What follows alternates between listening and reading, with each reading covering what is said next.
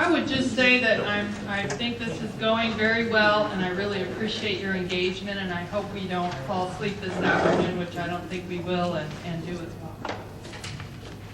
There's no way we're going to fall asleep. We have this awesome lineup here. So we're going to have this panel do the same thing that we did earlier this morning. So we're going to start with Joseph, and we're going to work our way down. Everybody has about 10 minutes. And then we'll have a Q&A afterwards. Any questions? Deb, for the earlier panel and for this one, will you have all the PowerPoints available on the website or in a Dropbox somewhere that we can get to them? Yes, unless the speaker tells me otherwise. And the videotape will all be on the internet. Okay. Yeah, it'd be great to have access to. So I think the intention is to put everything up on the wiki. On the wiki? Yeah. Okay. Does that sound right? Okay. Thank you. Yeah, you're welcome. Any other questions? All right. Without further ado, Joseph, are you ready? Yes. I think we're a little early, but I'll go ahead and jump the gun anyway. Okay. Thanks for all coming back. I've got short time, so I'm going to move through this and kind of follow Renee's lead here. We're sort of give you some ideas. We didn't go into a lot of details in explaining them. And maybe we can come back if you're intrigued or interested in these things and talk about them in more detail. But here are some things that I wanted to talk about. We do have a broad-scale biological water quality monitoring program. It's based on probability sampling. It's a pretty powerful technique, and we have worked with the EPA on designing this, and we've joined our program with out of the state. So I'm going to just give you a summary slide on what we found out there. Another topic I want to talk about are rare and declining aquatic species, and really emphasize mollusks. I'm kind of, well, I have interests and expertise really in aquatic invertebrates, as well as invertebrates in general. So I'm going to talk about mollusks in some detail. Special habitats. For those of you who are familiar with the SNEP chapters, Peter Moyle wrote a whole chapter on the 66 special habitat types and their relative risk and so on in the Sierra Nevada. And the example I'm going to give here is the surveys that we have done on springs, particularly for spring snails. Under terms of an MOU brokered between several institutions, including the Smithsonian Institution. So they did the Great Basin, and some of that spilled into California, so we've got some of that. Invasive species, we talked a little bit about that as well, and I'm going to just give you some examples of some of the data that we're pulling together for invasive species, and then hit you with a little bit more on climate change and some of the information we've got going there. So I mentioned some of the bioassessment. That's a term that comes from EPA. It's really the biological water quality monitoring. And this is done at the bioprovincial scale, so across the 11 million acres in the 10 national forests here. Just recently, I put together an accomplishment report that really described the coordination between our MIS, Management Indicator Species Program there from the Forest Service, joined with that of the state's Perennial Stream Assessment, or PSA, program, and we were able to increase our sample size from just over 20 to about 75, and next year we're going to have about 120. That's a pretty powerful analysis. And what it shows from these 74 randomly selected sites, the combination, we actually use two methods. There's a multivariate RIV-PAX analysis for analyzing the macroinvertebrate data, and also a multimetric IBI, or Index of Biotic Integrity. We actually use both of those. The state is beginning to do that as well now. The result of that was the estimation that 78% of the stream miles are in reference condition that is undegraded according to the terms of the Clean Water Act. This standard, we expect with the state board pushing pretty hard on it, it probably will become a standard maybe this time next year. Quantitative biocriteria for water quality monitoring. That's a new thing. That's a big thing. I've been working on it for 25 years. I hope to see it come around before I retire. Okay, at-risk species. What's going on?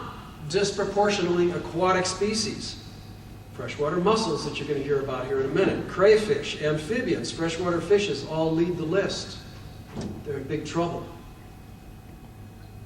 This came from Rivers of Life, the Nature Conservancy.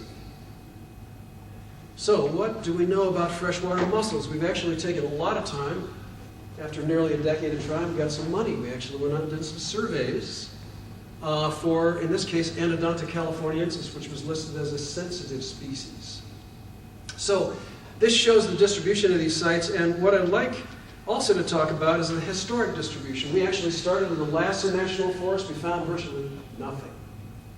Then we went to the northern, about 3 or 4 northern forests, northern Sierra Nevada, found virtually nothing. We decided, let's give up on this and go to the historic sites. So I'm just going to show you where we went with that, looking for Anodonta, as well as Margaret tephra, the western pearl shell, and Gonidia, western ridge mussel. So we identified 88 historic sites. We were able to actually resurvey 44. All but one of the sites historically known in Forest Service lands were resurveyed. So we really concentrated on the Forest Service lands. There's some things out in the Central Valley we didn't get to. Out of the 44 sites where we used to have mussels occurring, for Anodonta, it was 22%. They're basically gone from Southern California. We could probably show a parallel story for some other species as well. But freshwater mussels are really in trouble. The richest fauna in the world is in North America, concentrated in the eastern United States, and 2/3 of the species, native species there, are on the threatened, endangered, or species of concern list. Probably the most threatened group, or a majorly threatened group. Spring surveys, spring habitats. What do we know about springs? Very important for wildlife. Concentrations of endemic fauna. So what do we know about it? Well, I mentioned the MOU under the Smithsonian and the sites out here in the Inyo. Whoops, well, that's not what I wanted to do. Let's try that. The pointer is the lower button there. What about top? Top. The red. Let's do the top button. Okay, so over this is in sort of the Great Basin area through the Owens Valley, and that represents a concentration of sites. The Lake Terry Fresno and Johannes Dykes' consultants did about 200 sites here in the northern Sierra Nevada, getting down to Lake Tahoe Basin and so on. And so we've got huge gaps. But those are 2 areas where we have really concentrated some surveys, and we know quite a bit. And lo and behold, not only spring snails of the family Hadrobiidae, but also juga, different families turning up there, and that was of some interest to me. So that's our special habitat site, and let's see if I can do that, okay. Invasive species, we've talked a little bit about that, and we're trying to put the data that we have together to the best of our ability. It's pretty scattered, and if you have more information on invasive species, I would certainly welcome you sharing it with me. Now, I've plotted just 8 species. There are others on this list. Conspicuously absent is the zebra mussel and quagga mussel. Quagga mussels in Lake Mead. And there's San Justo Reservoir out sort of in the southeast of the Bay Area is infested with zebra mussels and has been for a few years. And they're definitely trying to keep it out of Lake Tahoe by inspecting boats and so forth. What we do have in Lake Tahoe are the Asian clan Corbicula, Flaminia, and Eurasian milfoil, an aquatic weed, a couple of big ones that they spend a lot of time on. This is pretty scattered, and I'll say one other thing about this. We've got a few sites on here for chytrid fungus. The amphibian people tell me it's not really where chytrid is not. It's not where it is, it's really where it is not. It's very pervasive, and it's hugely important for affecting our native amphibian populations, a major factor in mortality for them. So I'm actually about ready to get some better data from Dee Olson, who works for the PNW station up in Corvallis. So invasive species are a primary impact for 42% of all threatened and endangered species. Certainly for native species, Michael could have told you a lot, or those of you who are familiar with fish, a huge issue with introduced fish species as a factor of declining native fish populations. Okay, changing hydrograph. How am I doing on time? I'm going to just zip through this. Okay, very short. I'll just say that there are a number of things earlier. Snowmelt, prolonged low flows in the summer, perennial streams go dry. There are biological responses. I'll be glad to talk to you about it later. I'm just going to hit you with an example here. Sorry, I don't have time to go through this, but we've set up a series of sentinel watersheds with Dave Herbst, UC Santa Barbara. Very nice. I'll just say that we're actually looking at these to predict. We're going to see if there are actually some changes. And East Creek here is an example of one that has percent loss of runoffs as low as 4, some go as high as 95%. So we've actually put these into categories of high risk, high vulnerability, down to low risk vulnerability. And that's the distribution, the north and south, the east and west of the Sierra Nevada. 17 are in national forests, 7 are in national parks. And you begin to look at this, he actually did a calculation of percent runoff loss, base flow loss, snow water equivalent loss, and that could be rolled up into the image you see there on the right, which is the risk from climate change from those factors, loss of snowpack, loss of runoff, etc. So I'll just quit there, I guess. Thanks for listening. We need to put another one up here, don't we? Thank you, Joseph. Sure. Okay, you ready, Joel? What am I? You know what yours is, so I'll just let you know.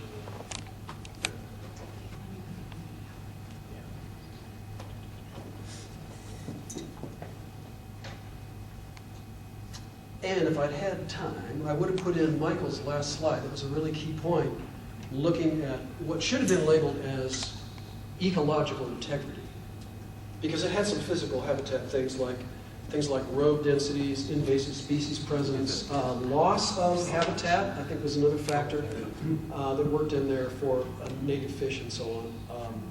And the question, I mean, was brought up earlier is how well do our critical aquatic refuges represent those areas of ecological integrity? There's sort of a disconnect there. Maybe we can come back to that later. Well, just a quick introduction, because a lot of people are probably wondering what Sustainable Forest Action Coalition is. It's basically a coalition of 20 counties from Tuolumne County up to Modoc, across to Del Norte, and then many of the, what I call the Sierra Nevada interior along the Sacramento Valley. So Colusa, Butte, Glen, anyway, 20 counties. We've been in existence a little over 3 years. It was formed really to work with the Board of Supervisors, Chamber of Commerce, and we really try to center on social and economic impacts within those rural counties that many of them are dominated by public lands. So we work not only with the agency, but we also work with our local politicians, trying to bring awareness to them also of what some of our impacts are caused by their legislation. So Joanne wanted me to go through a presentation really very different than what Joseph just had. So I'm going to go through and talk mostly about the condition within our rural counties, what some of the effects of fire have been on those conditions, and then what has been the change in technology to be able to address working, and increasing, as we always hear, the pace and scale of ecosystem restoration.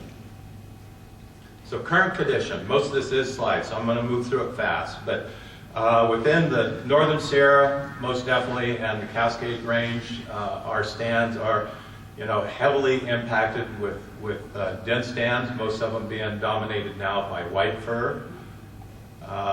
We've had a lot of mortality over the years, so there's a lot of down material.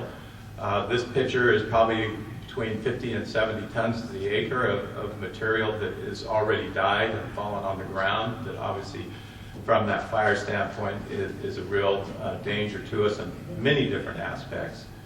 And then this is just another picture of how dense a lot of those white fir stands are. So I try to center, because I live in Plumas County in Quincy, so I'm always taking a look at the Upper Feather River watershed, which is primary watershed for a lot of California, the California Water Project, and the state water system. So just to give you some information, since 1999, both the North Fork and East Branch have had, numerous fires, and a lot of them have repeated within the same area. So on the East Branch and the North Fork, there's been over 315,000 acres burned since '99, and 105 of those have actually been reburns. And on the North Fork, which goes up towards Mount Lassen from the canyon itself, just slightly over 300,000 with 87,000 acres of reburn. So if you take a look at the map to the northwest is Honey Lake. Lake Almanor is just above the blue area, and then down at the south west is Lake Orville. So you're taking a look at both the North Fork and the East Branch of the North Fork watersheds that have, in just 13 years, burned a tremendous amount of acres plus a lot of reburn of those same acres, which we will have another slide here showing what some of the watershed and water impacts are of those burns and reburns. When we come to the watershed aspect, most of these pictures of the Moonlight Fire, which was 2007, which were in the East Branch of the North Fork watershed, burned 65,000 acres and burnt very, very hot. And of those 65,000 acres, most of them were at high intensity. This shows how hot it did burn, and the soil impacts, basically nothing left. A lot of hydrophobic soils were developed from the intense burn. And here's some watersheds going down into Lights Creek itself, which then goes into the East Branch of the North Fork above North Arm of Indian Valley. So this report is actually from the Chips Fire Bear report this past summer, but it is where we are on a lot of our fires. And when we're talking about the soil and water impacts of the fire, the last highlighted talks about the severe or the high intensity, and so you can read it, but I'm going to read it. Within the Story Fire reburn, which was within the Chips Fire, and several areas of new burn areas indicated on the BARC imagery to have burned at high severity were found on the ground to exhibit high burn severity and high hydrophobicity and deeper burn soil. They actually found the depth of the disturbance was down to 6 inches of the top layer of the soil was actually affected by that hot reburn. Now on the moderate area and the acres, I went back to the report. The fire itself was 75,000 acres.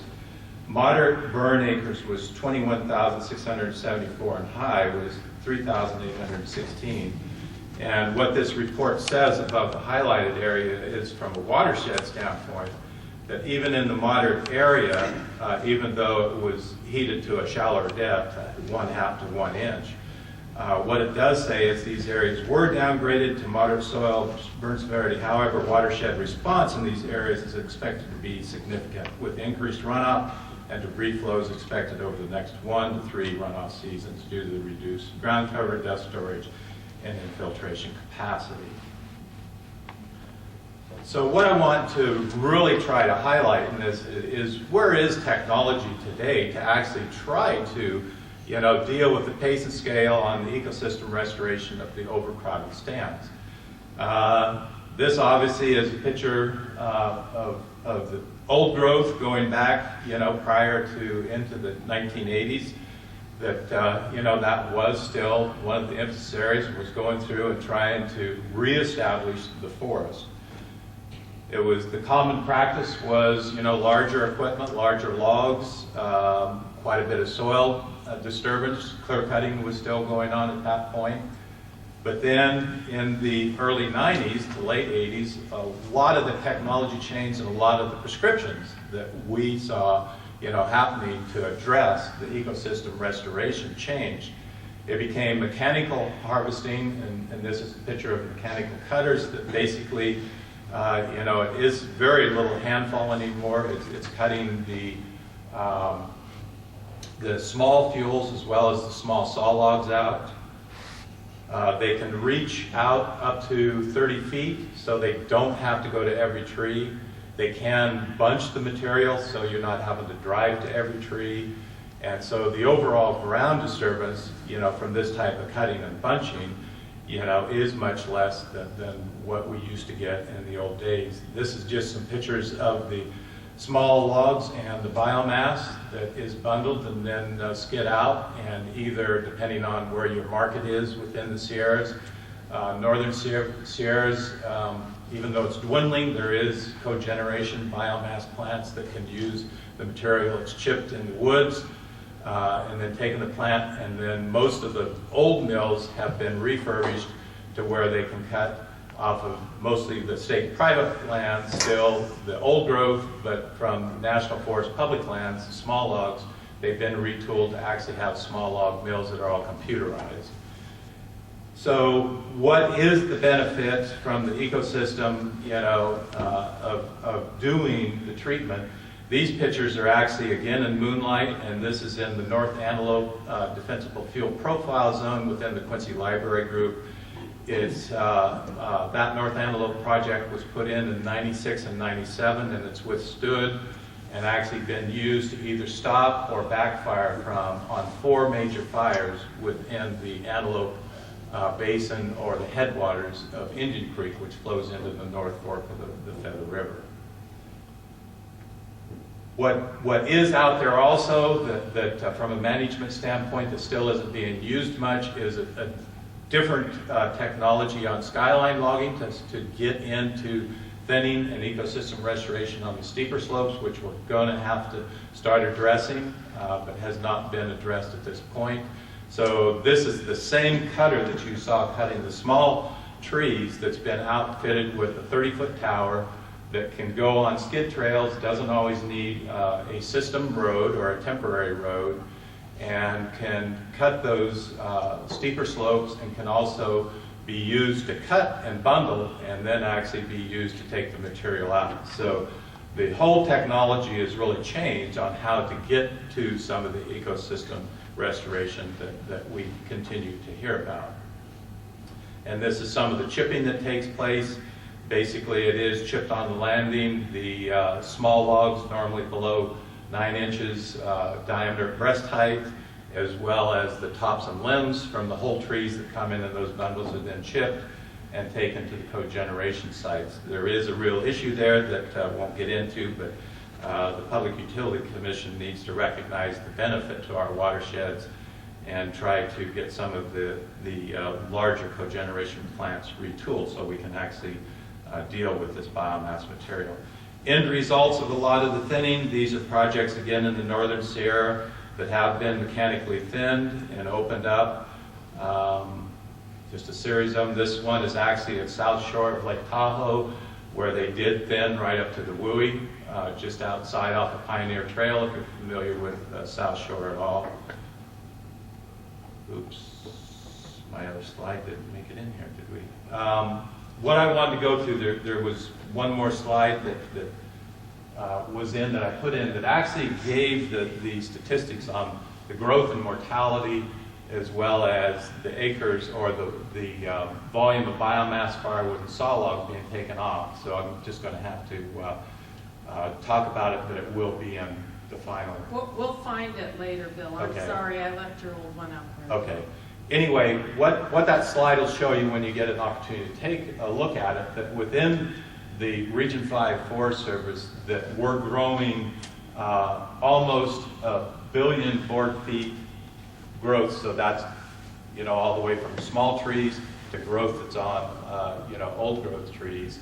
The mortality is roughly almost 400 million board feet per year, and the harvest right now is only 300, and I think I've got those wrong now that I think about it, because the amount of actual restoration and taking out biomass and saw logs is only about 15% of what's actually growing on our national forest. And that table, when you see it, will actually give you a breakdown on total acres on national forest land, what's non-productive, what's productive, so that you can see, the total acres of available material and what's growing every year versus what is actually trying to be managed to address the ecosystem restoration standpoint.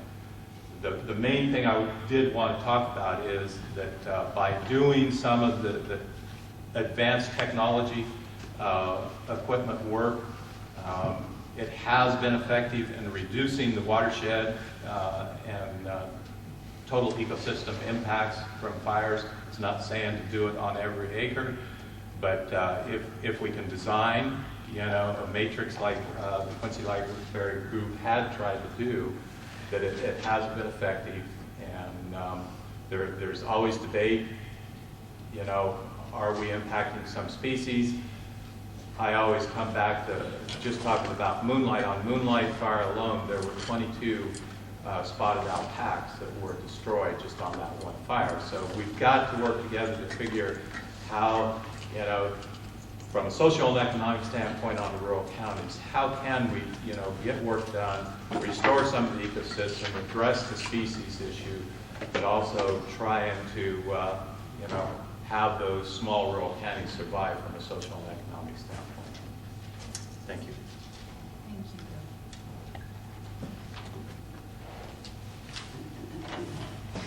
Bill. Deb, will you get out of this and into the next one?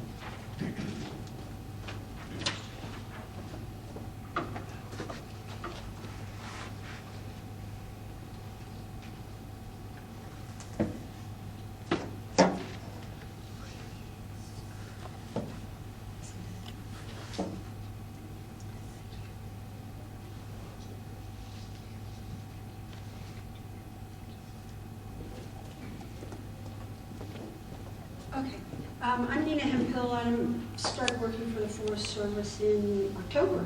So today I'm going to talk about the ecological integrity of the aquatic systems really on the Sequoia National Forest, but more specifically on the Kern River and its watershed, primarily because the Kern River is somewhat different from many of the other rivers in the Sierra Nevada. Primarily, it does not have any anadromous fish in it. It has salmonids, but they've been isolated for quite a long time from the ocean. And it has a lot, and it still does have warm water species present. So I went to some of the aquatic literature, and Judy Meyer, who's retired from the University of Georgia, defined a healthy stream as an ecosystem that's sustainable and resilient and maintains its ecological structure and function over time. And basically, a healthy stream really has ecological integrity. I think that's probably the best definition, is those two are very closely related to one another. So how does this apply to the Kern River? The Kern River has, as Michael talked about, it has dams on it. It has a series of hydropower on the lower Kern, and it has the Isabella Reservoir, which cuts off any travel for natural fishes between the forks of the Kern.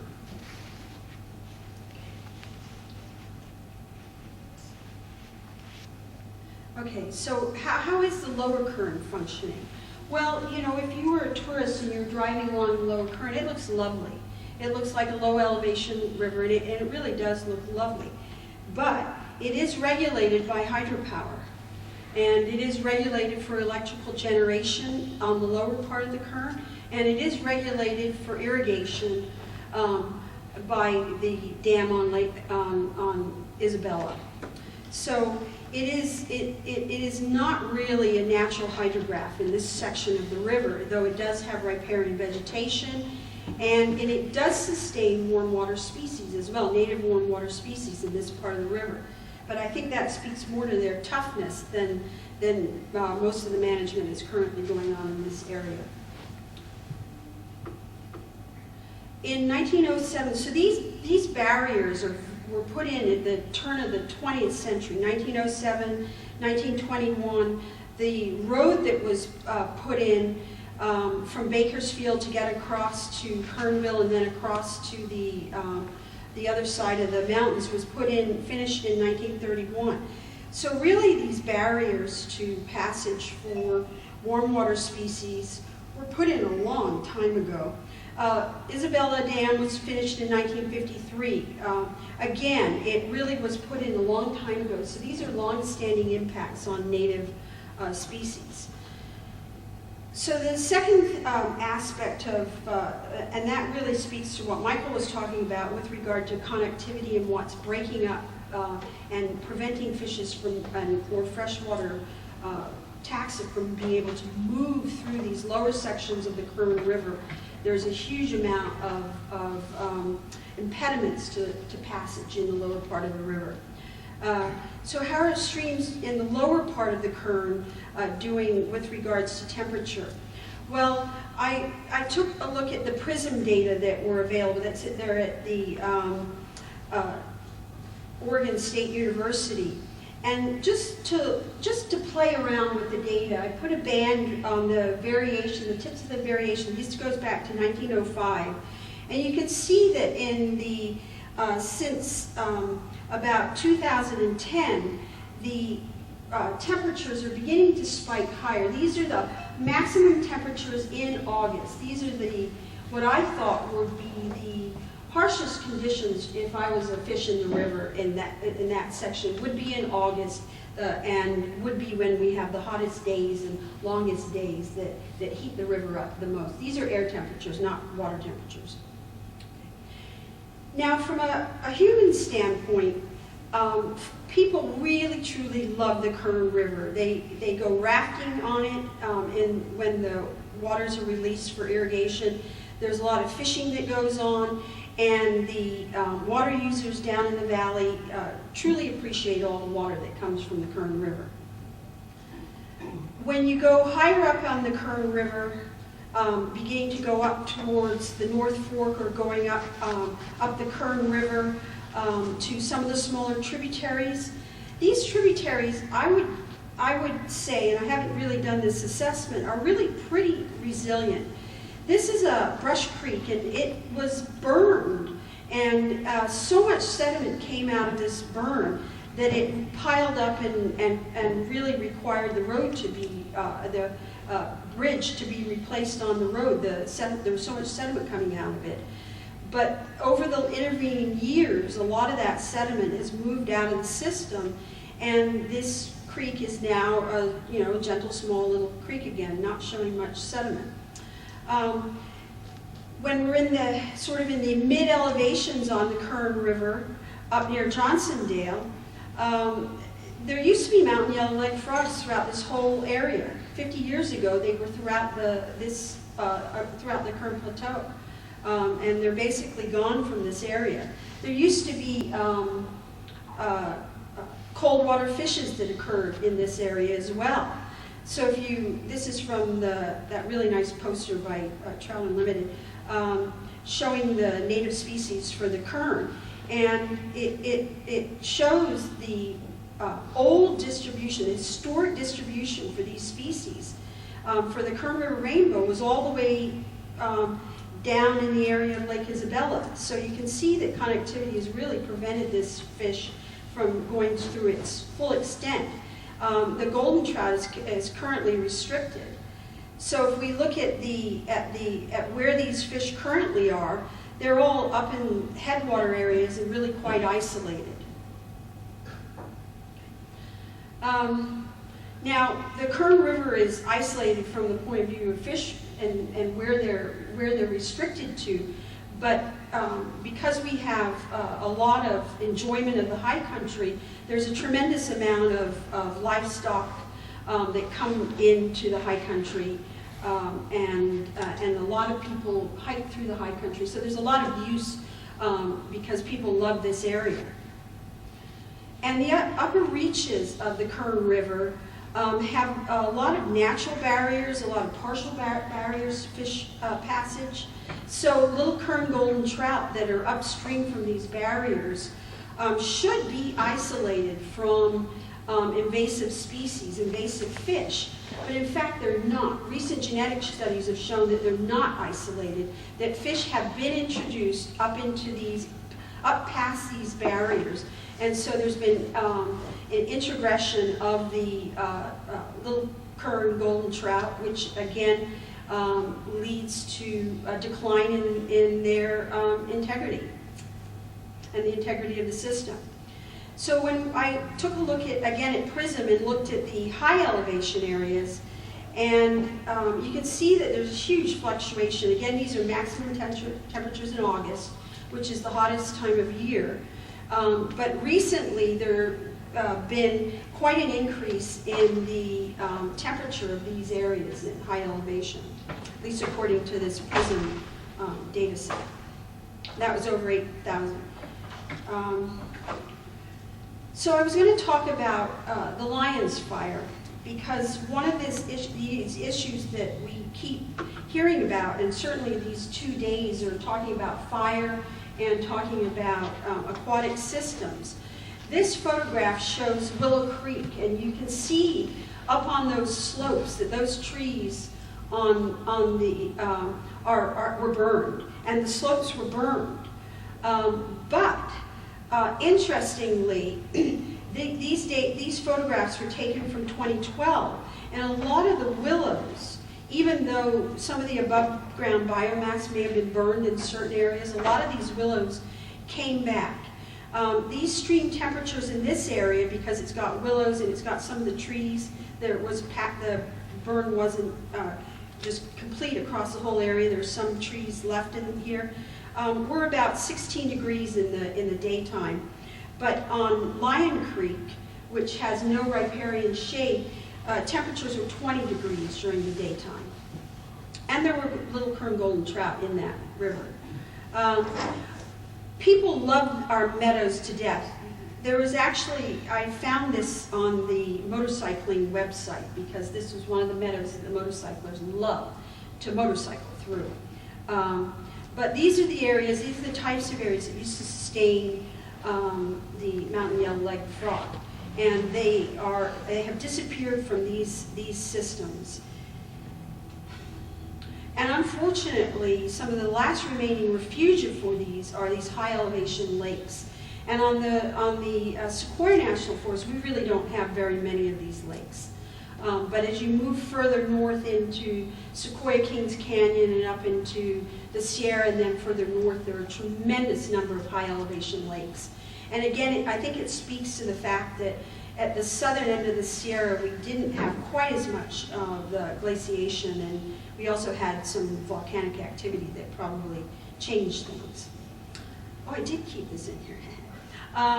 One of the things that I haven't had a chance to really investigate, but I do want to find out more about, is that because there are a lot of pollutants that come from the Central Valley and move up into higher elevation, pesticides or nitrogen or ozone, these have the potential to affect not just the plants but also aquatic animals. And so this is something that I really do plan to get more information on, because I do think it's one of the important inputs into these aquatic ecosystems that we're not really paying attention to. So getting back to Judy Meyer's definition, these are the questions that I don't think I've answered here, but I did want people to think about, and I'm going to think about these, is this really a healthy ecosystem? And is it an ecosystem that's both sustainable and resilient? Well, in many cases, in many situations, I would say yes, the answer is yes, it's resilient. Can it recover from fires? Well, even the McNally fire, which had sent tremendous amount of sediment down the Kern River, most of that's washed probably into Lake Isabella, but it's out of the Kern by now. Can we maintain native species in meadows, lakes, and in rivers? Can we maintain natural ecological processes like carbon and nitrogen sequestration in wet meadows or in the forested areas? Can we maintain species that are dependent on these meadows while continue to meet societal and expectations and needs? And if we can, then I would argue that we can preserve the ecological integrity of the Kern River ecosystem. But right now, it's a damaged system.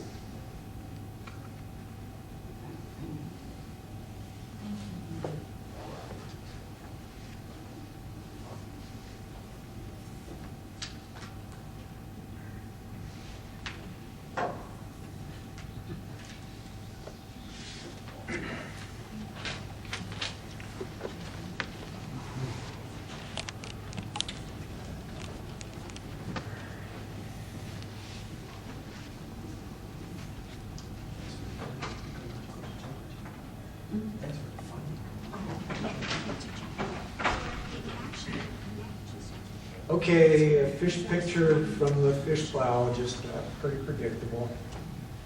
But it's really another opportunity to show you our new shield.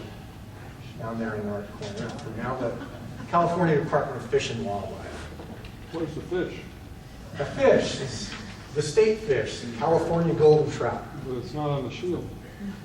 Now, we got an extinct large mammal, or extirpated large mammal is our logo shield thing there. So,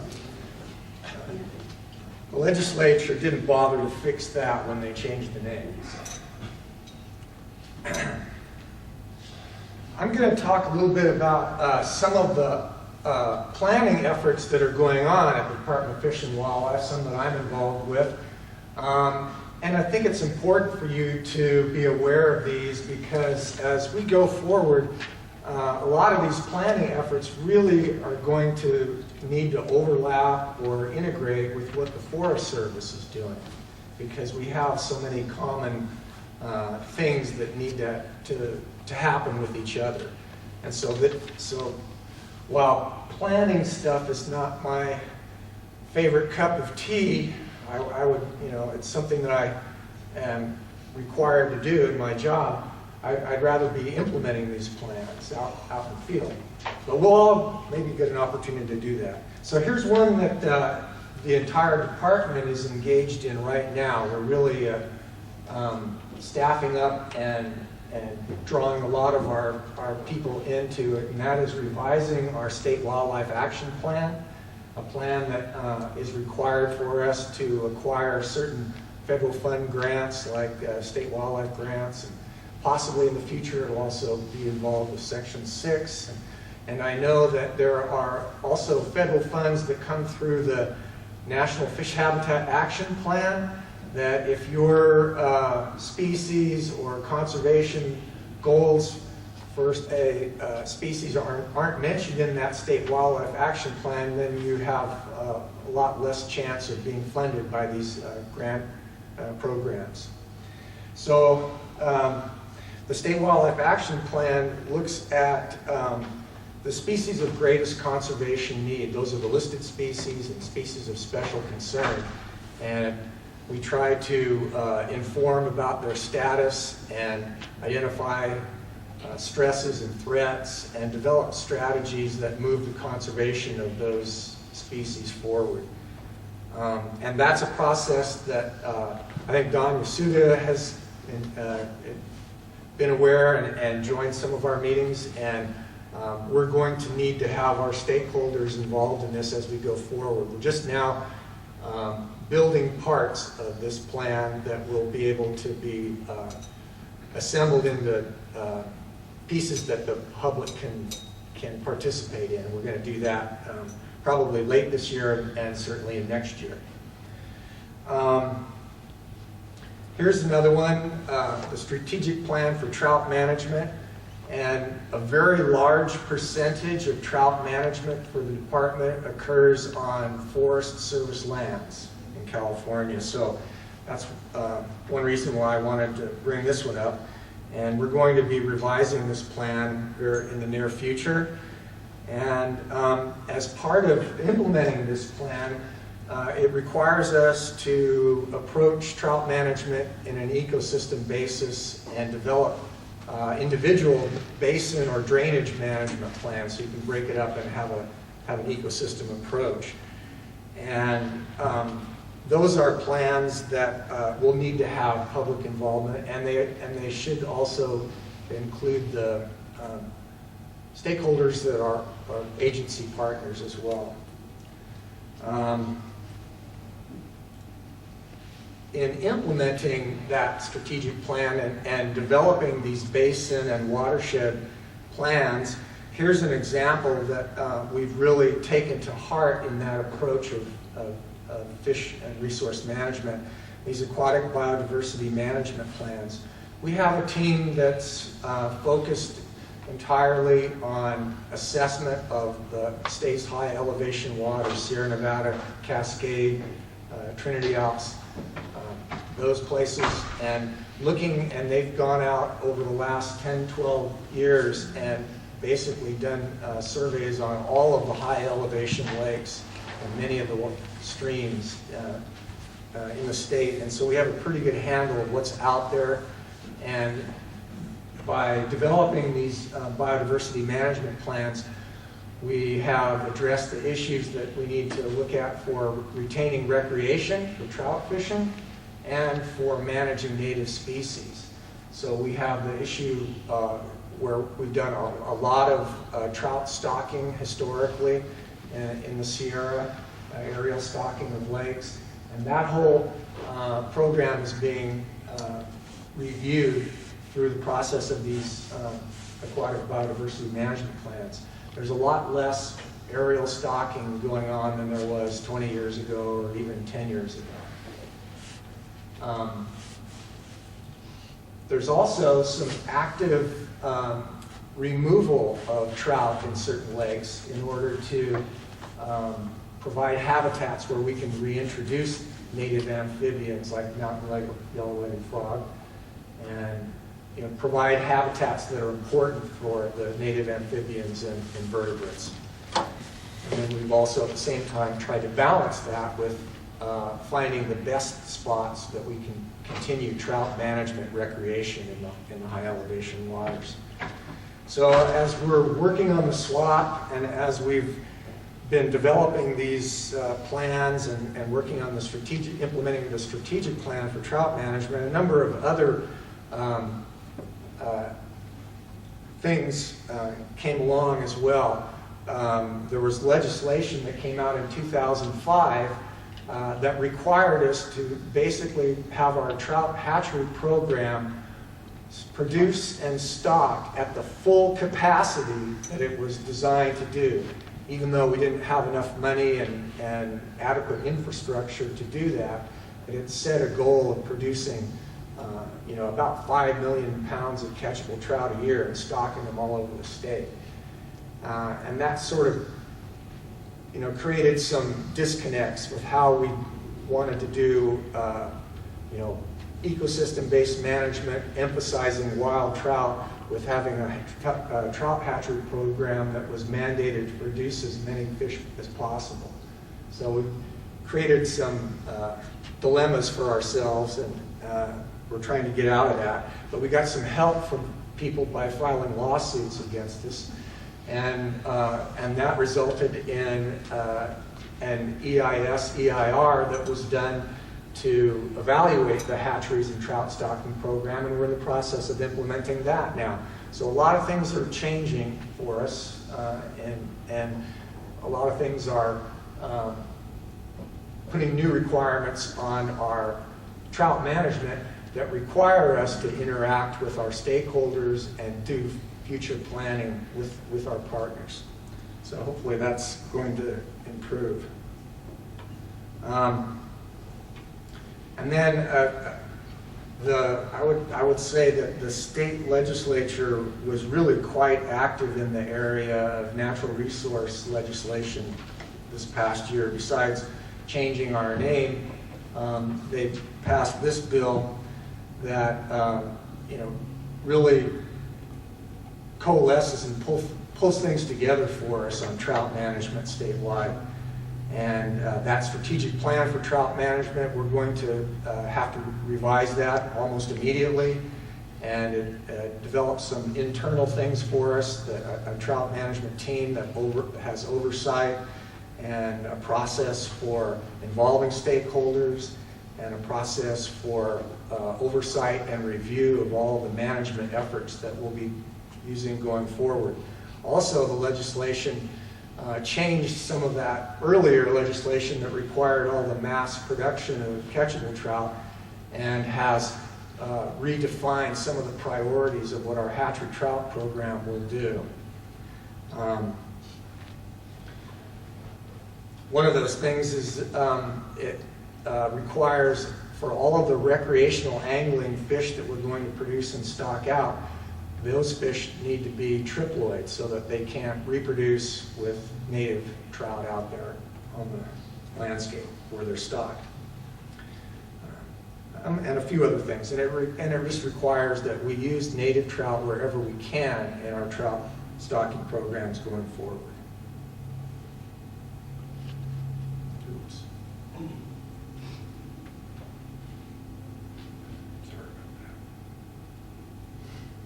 about Okay, here's the Kern Plateau, which we talked about earlier. Boy, Nina, I really should have coordinated with you before this, but rest assured that Nina and I will be coordinating this year on things that we have joint and common on the Sequoia National Forest this summer. And I'm going to talk a little bit about that. So assessment and fire. Need to click along there. Okay. The Kern Plateau, it's a system that has the largest system of interconnected meadows in the Sierra, and it's an important place. The team that's working on our State Wildlife Action Plan is focusing on wet meadow and riparian habitats in the Sierra Nevada. That's an important piece they're going to evaluate conservation strategies for. I did it again. And there's the map that Nina showed us, so that we have the state fish and we have the 3 native species. All 3 of these are species of greatest conservation need, and we'll be addressing some of their conservation efforts in the Wildlife Action Plan. And the lion fire, which Nina informed us about. The lion fire burned for about over 3 months and over 20,000 acres. And it burned pretty severely in one drainage basin, the Willow and Sheep Creek basin, that happens to be the home of one of 4 remaining ancestral pure lineages of little Kern golden trout. This one didn't get the memo about not eating things bigger than your head. But anyway.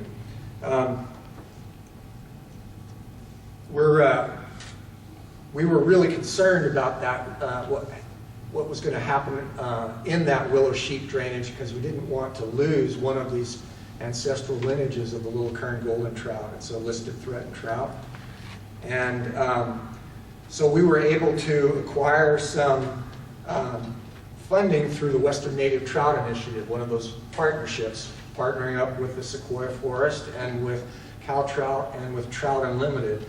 And we're going to be doing a lot of assessment work in the Little Kern Basin this year. It's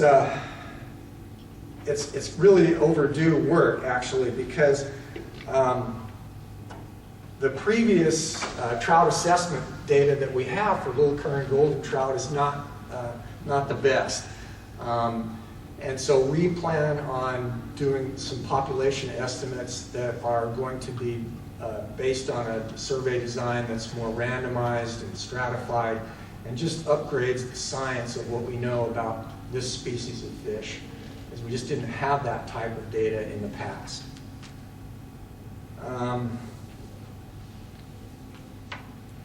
We'll use the other fish as another example here. The California golden trout, the state fish in the South Fork Kern and Golden Trout Creek.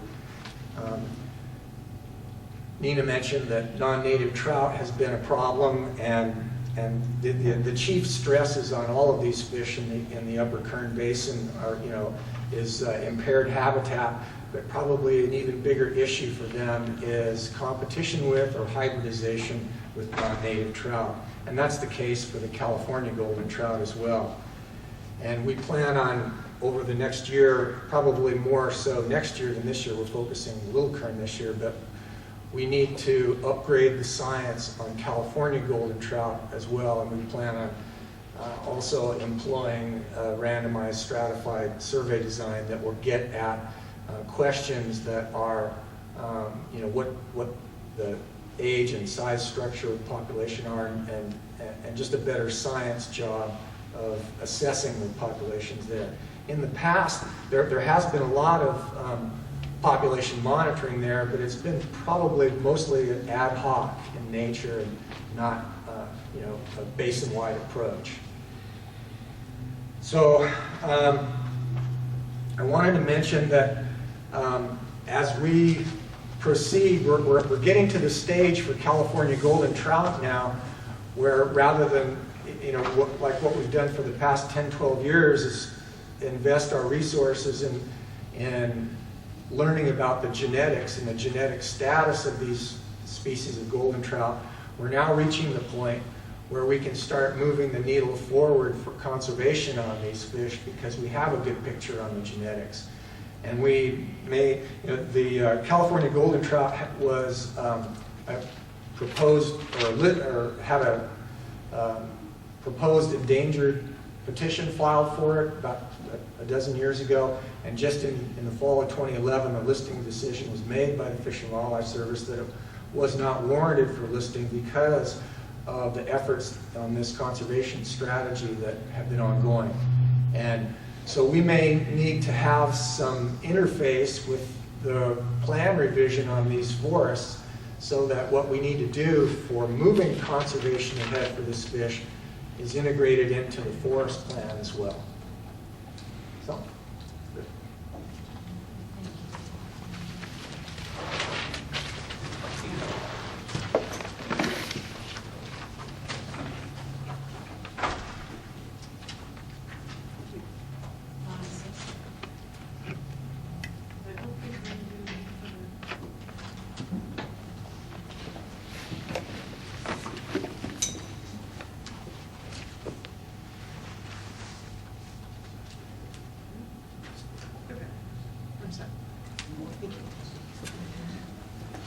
Sue Britting with Sierra Forest Legacy. Sierra Forest Legacy is a conservation organization where a coalition of environmental groups very much interested in forest planning on national forests in the Sierra Nevada, and have been thinking a lot about the management of these lands.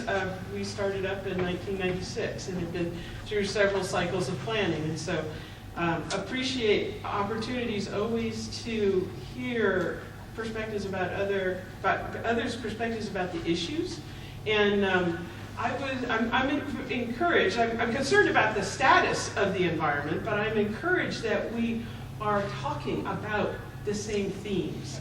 And so I think that's good. I don't really have anything more to add to the suite of the current conditions. We heard earlier this morning about areas where there are concerns, and again this afternoon about species declines, places where species used to be historically are not today, some water quality issues. So I think I want to impart some of the things we think about in terms of ecological integrity. We're very concerned about the fire deficit. We've heard, earlier concerns about the catastrophic nature of some of the fire.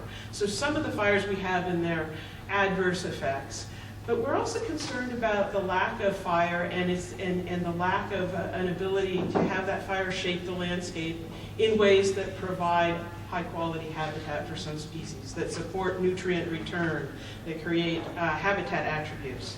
So I think that's something to think about. That's a consequence of our fire suppression environment, is a lack of fire of the right type, the right timing, and in the right quality. Another thing that we're quite concerned about in terms of ecological integrity is fragmentation of habitat. Fragmentation in the aquatic sense, very much the road issues and how to ameliorate roads to maintain connected habitats so that they're not broken up. Also water diversions and how changing the timing of flow and the availability of water, how that contributes to habitat fragmentation. And then probably a last highlight is the disruption of meadow systems. So we heard a little bit about that earlier, but a variety of impacts on road systems are concerned. Frankly, the human-induced climate change is a concern. Our fire suppression feeds into then the dynamic of vegetation and encroachment of trees on the edges of meadows, grazing impacts, road access. Those all contribute to the concerns we have around, are those functioning systems? Really, are they going to persist and have integrity?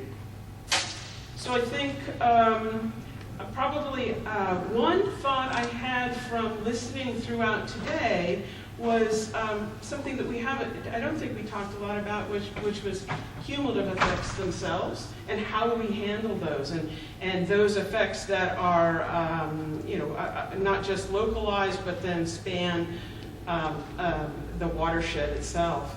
I was thinking, we were talking a little bit earlier about the trade-offs of treating and riparian areas. Where to treat, when to treat. Joanne mentioned pace and scale. I think all of those contribute to how we think about and assess cumulative effects. And so I was struck by the concept, I think it must have been 10 or 15 years ago, about the river continuum concept, and how it's a system that starts at the headwaters, moves on through, and is a continuous system, and that I'm thinking that if we use that more of the concept in our planning, rather than focused entirely on what's happening at the site, but how that site relates to the habitat up and downstream. And we may find where there are places where there's some slack in the system to allow some treatments, to schedule treatments over time, whether that's managed fire, whether that's the jackpot burning that people worry about in riparian areas, whatever those perturbations that we're going to influence that environment with. And that if we can think about how to plan those out over a longer time frame and in a more sequenced way, that we actually may be able to achieve some of those shorter term objectives, manage the disturbance in ways that we can tolerate and have a long-term benefit. So those are the things about the ecological integrity. And I have one slide, which I'm going to show now. And now this is a little bit more about people. And so these two graphics I've thought about a lot, only because I think they're big picture issues. So on the left side is a summary slide from the Forest Service's watershed condition framework. This came out in 2010. This was, from the best I get from the description and the results, this was intended to be a rapid assessment of the condition of watersheds through the nation. But in particular, we're looking at the California section. Region 5s. And so the green are good, functioning good, the yellow at risk, and you can see, I think this is the good news, that at least in this condition framework, there are very few that are in degraded conditions by this suite of metrics. The metrics focus more on aquatic and watershed function, water quality. There are some upland metrics in there. Fire regime is one of them, and condition of terrestrial environments, but they're weighted less because there's fewer of those indicators that go into the total assessment. So I look at this and I think today, if we take this with its sort of ups and downs, and we know that it was a rapid assessment, maybe it has foibles in some of its embedded data, but set that aside for a minute and say, well, we've got quite a few systems in the Sierra Nevada now that are functioning at risk. So I think that's reflected in some of the conversation we've had already today in terms of understanding we have some species issues, understanding our fire disturbance is out of whack, the variety, the issues we heard earlier about dams and diversions and the effects on anadromous fish. So I think this reflects some of that. And so that's, as a human community, this is the environment we've helped to support. And whether intentionally or not, we've contributed to that condition of at-risk function over quite a bit of landscape. Shift over to the right side of the slide. And these are, on the bottom, where I put the red X, is a typical model of sustainability where you're looking at where your desires, your environmental, economy, and society, where they intersect is where you're going to get sustainability, leaving much of this outer rim vulnerable to the demands. And so a new model of sustainability is the one on the top, and this is something that the Forest Service actually has incorporated into some of their national planning documents, which is what is framed as strong sustainability, and is a situation where you have you recognize that the environment is the boundary, and that your social and economic settings and systems need to fit into that in order to attain this strong sustainability. So I originally wasn't going to put up any slides, and then we went through our pre-lunchtime conversation where we actually had a worksheet that had something called the triple bottom line. That's the blue blob up there. The triple bottom line are the 3 lines under economy, society, and environment. And so one notion of how we engage in planning as a society is a commitment. At least I think that that is being suggested here, that we have a commitment to the triple bottom line, and that we are living within our environment, and that situations like on the left side where we see we're functioning at risk, we do what we can to mend, and that we maybe put our heads in a space where we're trying to avoid things like anthropogenic-related climate change that we're in the middle of right now. So I think this is something that we, as a community, the environmental community, we think a lot about in terms of how to frame the issue and how to understand that where the boundaries are for humans. Our boundaries aren't about what we can invent or build or this and that. Our boundaries are really about this environment and how we can live within it. So I think that's where I'll leave that. Oh, I do have one. I'm sorry. I have one more. This, we saw this earlier. So, given the blue blobs, I don't have a solution for this. I'm just going to toss it out here.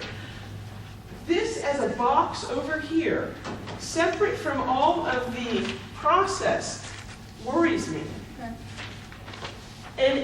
But graphically it doesn't make sense, but my head want is that this box is the whole page.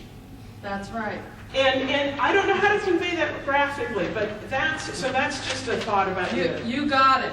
That Yeah. was it. That was the point. Okay.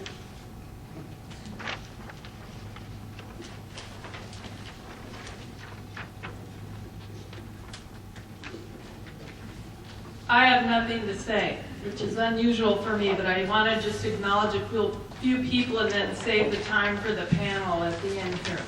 First of all, Nico's Hunter here was one of the fire behavior monitors on the Lions fire, and we'll try to get that report up and out to those of you that are interested in that, and he's doing a great job today.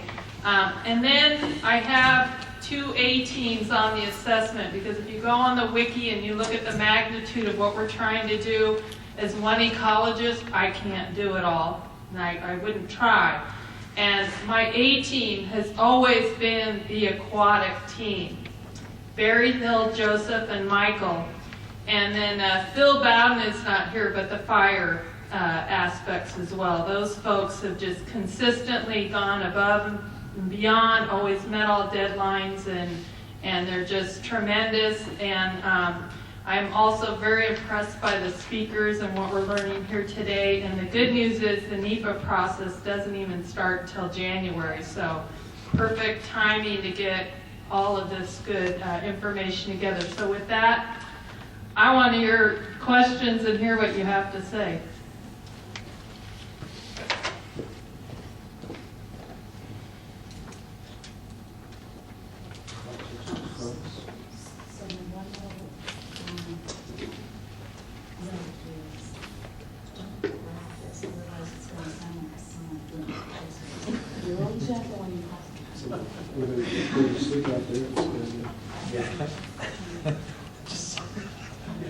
Okay, questions? All right, start. Question for Joseph. So on those, some of the springtail and other critters you identified up at the higher elevations that don't look in great shape.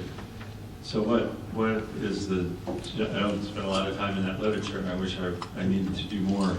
What is the stressor, what are the effectors of that change that you're aware of? Is it water diversion, is it temperature change, is it cows, is it something else? So specifically the spring habitats you're talking about? Yes? Yes. Yeah. Okay. Yeah, that particular, I suppose you could say it's really all of the above. The water diversions are a very important factor. Declining groundwater tables are huge. We've seen that in the Ogallala watershed, underlying much of the central portion of the country. It's a worldwide phenomenon. Global change works in here because Dave Hurst, who I reviewed some of his information here, really describes this as warming from below and drying from above. So you've got both of these things, and it's really, as a contraction of habitat there as well. But I think water diversions, really come to mind as one of the most important reasons why some streams, some of these springs are actually going dry, or their flows are being modified. I guess I would submit here, part of the, I hope everybody can hear me. I guess they can. I think it really makes a difference if you can go to a spring and there are spring snails and perhaps other endemic fauna. They could be floristic kinds of things, mosses, liverworts, etc., flowering plants. But particularly with regard to spring snails, I think it's really an indicator of two things. One is that you have perennial flow.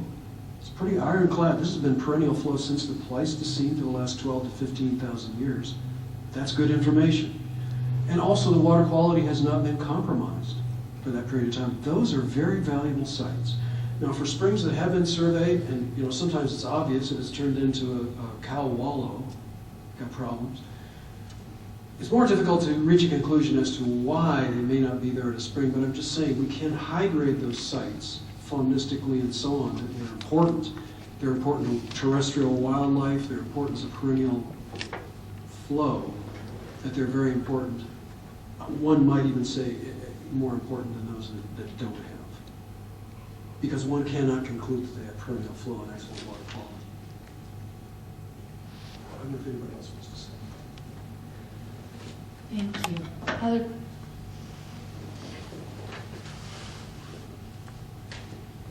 I got a hard question for you guys. Assuming that I'm concerned about aquatic diversity and there's a number of threats to them, I accept that. I would see some of the threats are outside the control of the Forest Service, and some of them can't really be addressed in a forest plan, which is kind of the focus here. We're talking about new forest plans. So the question for each of you is, what change would you make in the forest plan specifically to address these threats to aquatic diversity, and why?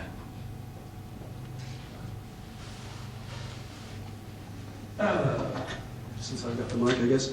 One thing that has occurred to me, and it really comes back to the last slide in Michael Kellett's presentation, and Craig asked that question about really the lack of correspondence between the watersheds that have high ecological integrity and the reserves that were designed for the purpose of protecting the best strongholds of the native fish. So where we have an opportunity on those three early adopter forests, the Inyo, the Sequoia, the Sierra, this might afford an opportunity to the degree that we can convince the individuals on those forests that it is, that we can suggest maybe this is a time to readjust some of those refuges.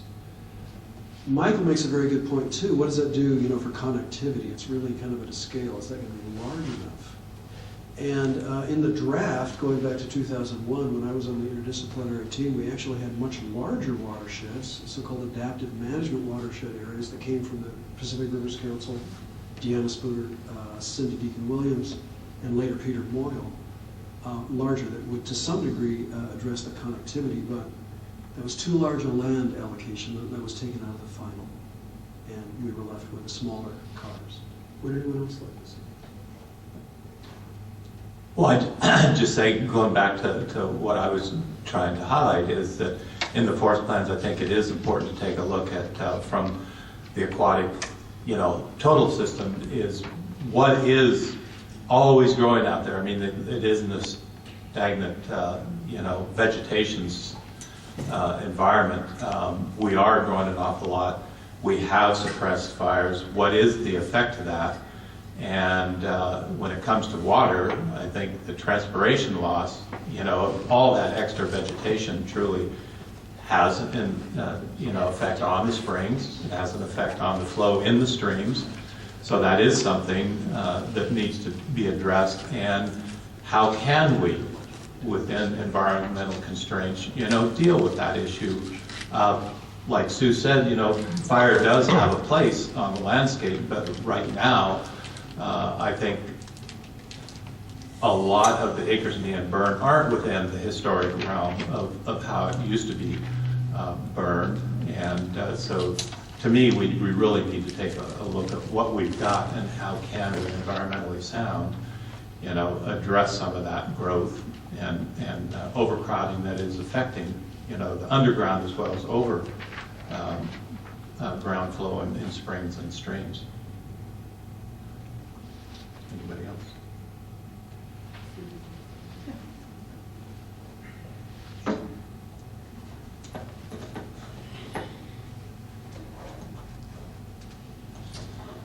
So yeah, as a more global effort, I think the plans are an opportunity to shift how we manage fire. And so right now, not being contrary to Bill's concern that we need to be safe in our use of fire, and we have public safety to consider and assets to consider in terms of protection. But being able to expand the use of managed fire, and I mean the use of lightning strikes and other ignitions outside of wilderness areas, would add a benefit to some of those upper elevation areas where we aren't so far out of whack with the fuel loading. And there are opportunities to do, watch fires that start through ignitions that were not intentional, and gain benefit from them. So I think there's one concrete way that we could improve this next round of plans, and in a way to maximize, when appropriate and safe, and meeting air quality, or meeting issues, the ability to use managed fire. I also think the other, again, the elephant in the room is focusing on the grazing management and the road use around meadows, and those are situations that we can manage, and that we can add additional requirements for. And I think one of the things that's striking to me about the suite of grazing management, the grazing management directive in the plans now, have to do with things that are not wholly connected to ecological standards. And the connection between why grazing 20% of the new growth on shrubs, how that is consistent with managing for willow flycatcher habitat. There's no demonstration for that in the document. So I think there's a way we could go about improving the connection between the ecological performance that we want to see in those meadow systems, and then understanding what level of additional resource use through forage consumption or whatever those uses are, where the balance is. So I think those are two places that people. I don't want to make the big sound. I think emphasizing more at the landscape scale. We started to do that before, but I think many land agencies have really had a hard time doing that. And if you're here tomorrow, you will see that there's a fire resiliency way that I've started to look at the landscape and analyze it, to get at the fact that it's not whether it's high severity or not on each acre. It's across a broad 200,000 acres. What proportion of that is within a severity that's acceptable or not? And to some degree, it's about the patch size of that high severity, but not total. And we have to look at that landscape view. Now, the Kern Plateau is tough because there are these species of trout that are only there. But on the big picture of things, we have to realize that, as we manage fire, because it's going to be here one way or another. It's just how it's going to be here. And when we're in the northern Sierra Nevada, more people live there, there's more denser forests, they're productive, then we're going to have a different set of what's acceptable and ways to manage it in the southern Sierra Nevada. But the Kern Plateau is wilderness. We're not going to be doing mechanical treatment in there. And it's very remote, so prescribed burning is difficult, and managed fire has been very effective, although sometimes it's going to get hot. And I think it's very good that we're monitoring effectively interagency-wise to see what that result is, because it's going to happen. It's going to keep happening, although what we have found in the Kern Plateau is that the fires are now bumping into each other and slowing down. So big picture, that would be the change I would have. I forgot to mention the punchline when I was talking about, I guess it was because I was going to avoid using the word resilience since it's been used by everybody. But the little Kern golden trout that we surveyed in 2012 in the Willow, Sheep, and No Name basin, where we were really concerned that we were going to lose those fish after the fire, they were there, and we found young of the year in all three of those streams too. So it's an example of an animal that's been through these cycles of fires for millennia, and they are resilient.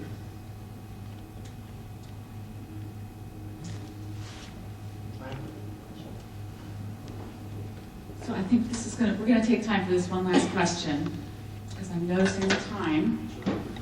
That's all right.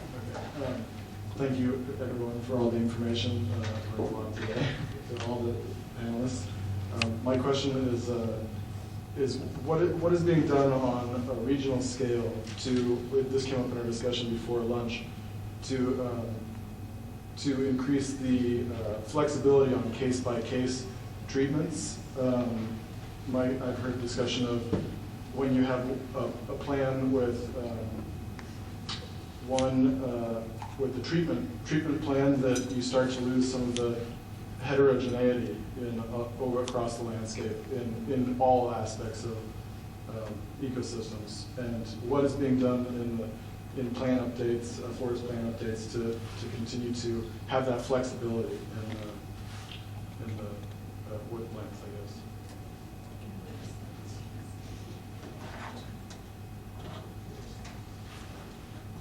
Others can certainly chime in, but that's exactly the point of what we're trying to do here, and we'll see how well it works. These are supposed to be more programmatic plans, meaning there's the big picture objectives for ecological integrity at the landscape scale. And then at the finer filter, here's some species of concern, here's some ecosystem services we want to see come out of here. Because what we've learned over the years, and I'm the one that came up with the original diameter limits, and it sounded really good. We can protect old growth by only cutting the little trees. The problem is when you get to a stand that's 50 to 80 years old, that's all 15 to 20 inch trees, then now you're stuck. So we have to allow for flexibility at the site scale, and that's why these are being done. The forest plans revised at each individual forest and not for the Sierra Nevada wide. And there's concerns over that, though, because some issues cover all of these areas. So, there's also the pros and the cons to this.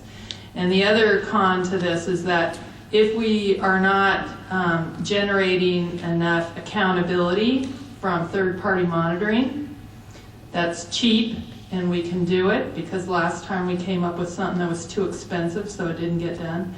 Then you lose that flexibility because you're in court all the time. So there's a lot, we're walking the fence. We're walking the fence, and that's how we're trying to do it. And I came back to the Forest Service after teaching because I have hope. I have hope we can do this. So others might want to respond to this. The current forest plans are a mixture of standards that have hard requirements and situations where you manage by objective. From my perspective, looking at the forest plans, a lot of the riparian conservation is about managing for objectives. And that I think that imparts a great deal of flexibility. But managing by objectives means that specialists have to agree that that's the best way to achieve the objective. And I think sometimes people, the perception is that the riparian areas are off-base areas or they're no-touch, and that isn't what the plan says today. They become off-base or no-touch areas because the capacity to get together as the specialists and work through the hard issues, because we heard about the hard issues here, right? The conflicts and the tensions. They don't have the capacity to get together, or they're not given enough time to get together. So I think sometimes because it's expedient, one avoids those areas. So I think some of those things are, we're always, if we want more flexibility in these plans, one has to be able to give time and funding for specialists to work through some of the harder issues. So I think that's part of the tension here in terms of trying to, how do we get into working in a site-specific area. Also, the comment about monitoring. And that's going to be a critical component to be able to assess these areas where we've taken, maybe we're doing a slightly different dance. We need to be able to assess, how that panned out, how did it work out.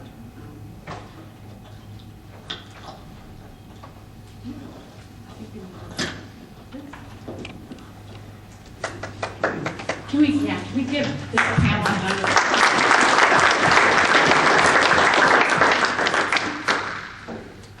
So I just have a couple of things, and then I'm going to hand it back to Joanne.